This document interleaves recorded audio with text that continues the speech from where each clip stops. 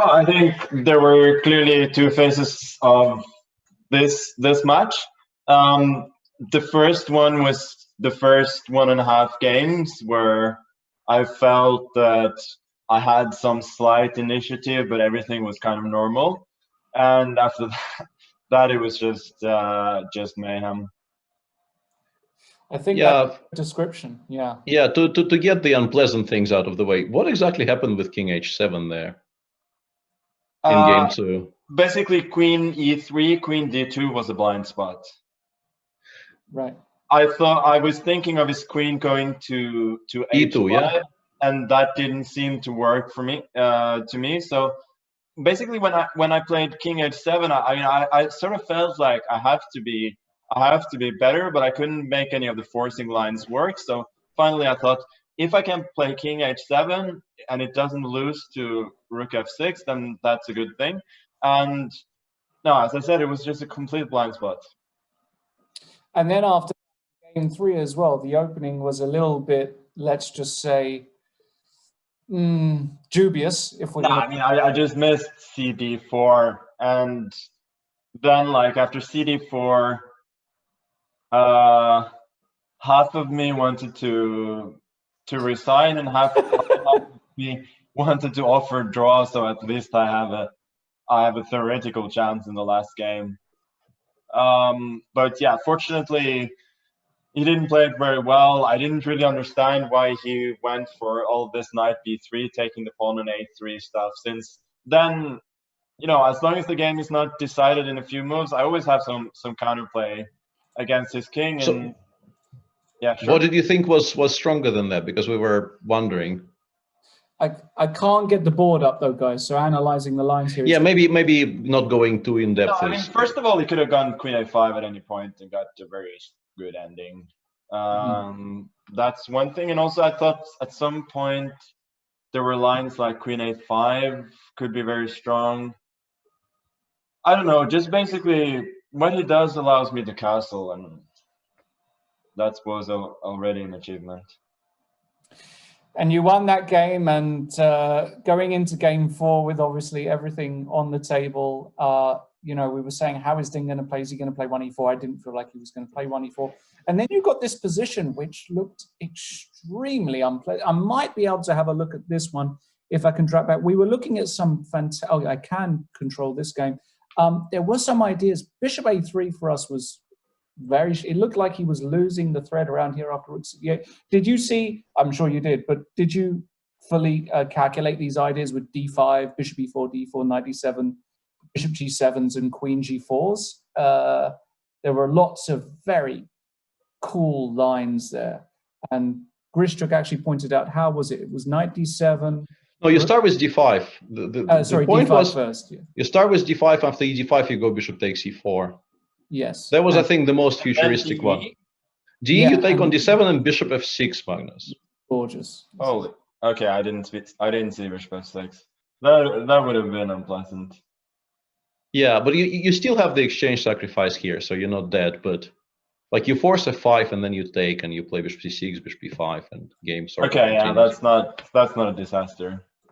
Yeah, and there was this, and also I think because of rook cd8, I think your rook cd8 was a very clever move. Maybe there's an argument to take on d7 to force you to take with the queen and then go rook a1, and that could have been. Oh, yeah, maybe. Maybe a little bit. I sort of underestimated this whole knight e5 idea. I thought I'm going rook c8, then I'm going. I mean, first of all, the rook should probably be on d8, not on e8, on c8. But I thought as long as I tucked the bishop away with bishop b8, couldn't be that bad. But yeah, I mean, the more I looked at d5, the more unpleasant it looked. But I couldn't quite make it work for him. So I felt, but I felt it's really now or never. Since if I do get f5 here or f6, I should be absolutely fine. And I think in the game, I'm quite okay. The only problem is that it's extremely unpleasant to play with these all of this tension in must not lose game. Mm-hmm. And I mean, that's one of the reasons why I didn't really even want to consider knight c3. And then, let me put that on the board. Yeah, this yeah, exchange. Yeah. Mm-hmm. I mean, in hindsight, I probably should just have repeated moves, since if I don't do anything, it's really hard for him to do anything either. So it's just, I think. Yeah, I think there was a point very early on when you played Queen G5. You could have played for the F4 push, which just gives you an advantage, according once again to So to when machines. was that? Like maybe immediately after Rook what? B2. Yeah, here after Rook B2, I think the machine suggests Rook B2 F4 is very strong. Oh. But yeah, it's yeah. I wasn't vigilant enough here. Like, what he was doing doesn't feel too impressive, but I thought I'd just go Rook F7, Rook FD7. I was just happy that my position was solid. Yeah, but this is the point. I think because your position was so dangerous prior to that, it's very easy to kind of not catch the moment when it becomes not just solid but very good. Yeah. Yeah, and then there was this incredible mess in the end, yeah, which was so difficult to understand. Yeah. I mean, here I was really regretting taking that exchange, obviously. Kind of really. Although apparently you are fine. What did you think, by the way, when you were playing Bishop E4, what did you think about that weird position with 2 exchanges? Because I assume... I thought I'm not losing, basically. Yeah, we were discussing it on air with Sasha, this idea of giving you the second exchange here and playing. No, I thought I could just hold. What do you think of Ding's decision not to repeat when we had this spot here after Rook H3, Queen G5? Because from a practical point of view, you know, he had something like 45 seconds. I think you had 30 seconds. Would you have repeated here with White? The thing is, probably not, since it feels like you're not risking. You're risking too much. You're not risking too much at all. So I think I wouldn't, but yeah, I felt I was kind of happy to see knight c3, because then he's sort of provoking crisis. Yeah, okay. I mean, I just instinctively took on d6. No, by this point you have to, but he had to take on d6, not on e6. After he takes on e6, he is just much worse. But if he takes on d6, if he takes on d6, I had no clue. Yeah, I think you're alive, but he's back to being slightly better after takes bishop e2. I didn't. What can I say? I mean, I didn't really calculate too much here. I just felt like I needed to break out, and that was it. But yeah, obviously I was happy to see knight e6, and then I knew I was safe. And it wasn't really before, like 2 seconds before I played rook d2, that I actually saw that this move was possible. When I went bishop g7, I was just so thrilled to have a, safe position, which I cannot lose. And then bishop c2, I was like, oh, rook d2 just wins immediately. That's cool. Yeah,